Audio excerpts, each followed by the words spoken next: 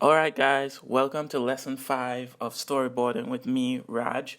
In this lesson, we're going to talk about the 180-degree rule. I'm sure a lot of you know what this rule is. Many of you probably have an idea and are really good at it. I'm going to be really honest. The first time I started storyboarding, I kept jumping the 180 line. I kept breaking the rule.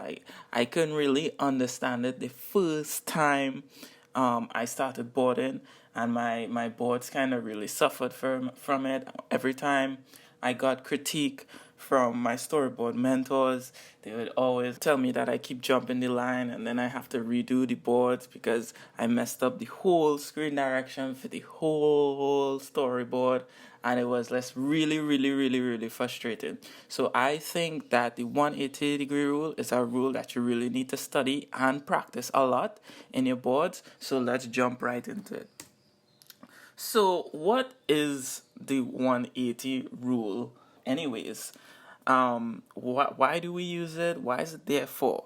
So the 180-degree rule is actually an invisible line between, like, it's created between two subjects when they're having a conversation, or even not just between two subjects but between a subject and maybe an object in the room or in the set or whatever. And in this diagram here, you could see two people talking, right? So you have one on the right, one on the left, and then you have the camera, which is recording, which is framing and recording their conversation. Now I drew a little dotted line at the bottom there to show where the 180-degree line is, and then I drew a kind of semicircle. Now that semicircle is actually a kind of representation of a stage in terms of like theater.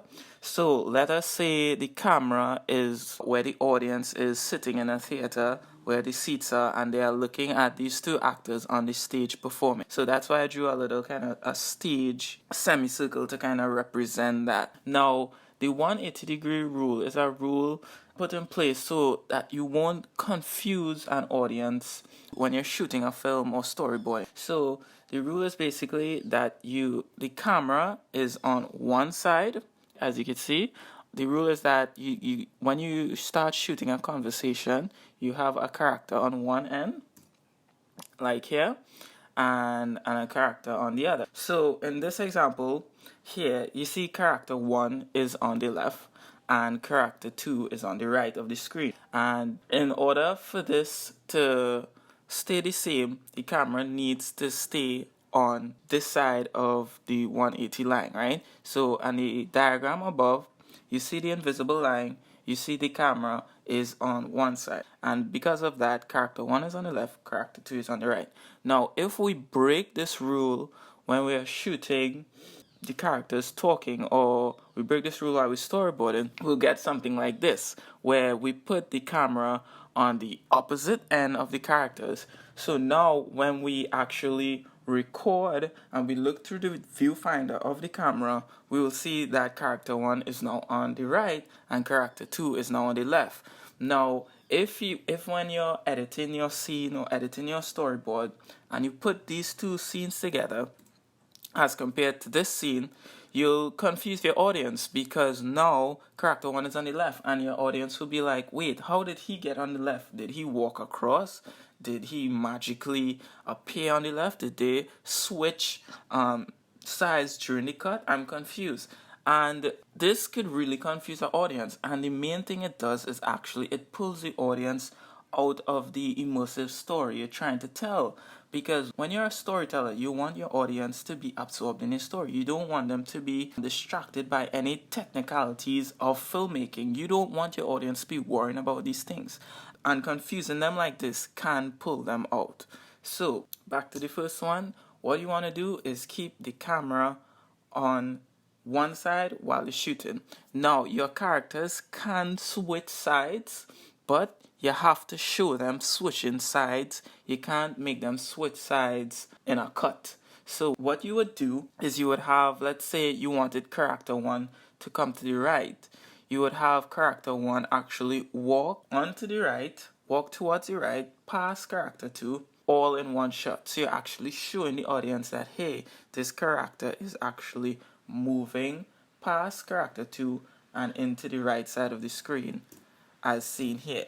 You would never want to actually just cut and have a character on switching sides and confusing the audience. Now, you have to actually maintain this rule throughout a scene and to keep the rule in place so you don't confuse the audience. And as I said before, if you want a character to move and switch, you actually have to show it. Let's say you broke the rule, and then for the rest of the episode you keep breaking the rule. You're gonna have to reboard the whole scene to get back that rule and the balance, and so you won't confuse the audience. Now, there are certain times where you can break the rule, and it's the only time you can break the rule is actually when you want to make things less confusing.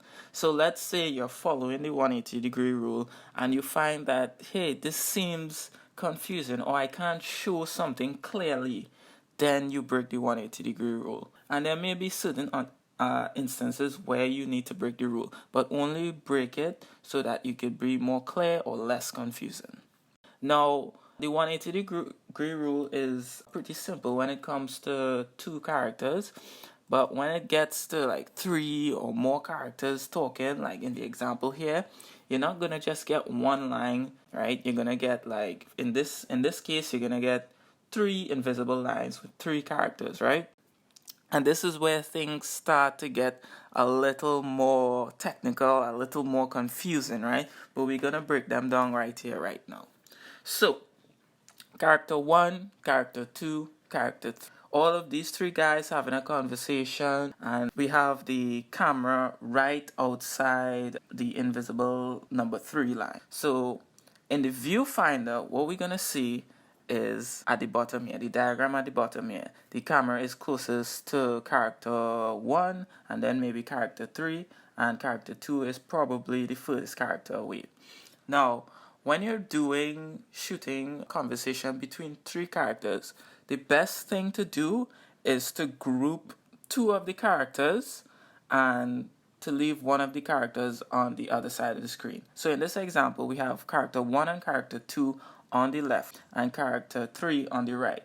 So we still keeping the screen split into 2. So let's say character 1 and character 2 is actually in the position of just another character. But what we did is we grouped them to make it feel like that. So in this framing, we would feel as though character 1 and character 2 are on the same side of the conversation, and both of them are against character 3, who has an opinion of his own. So let's say we wanted to cut and get a different angle, and in the diagram above, we moved the camera more to the right, but as you can see, we still have not jumped over the invisible 180 line 3, right? We're still behind it, and this is the angle you're gonna get. As you see, we still have the characters grouped.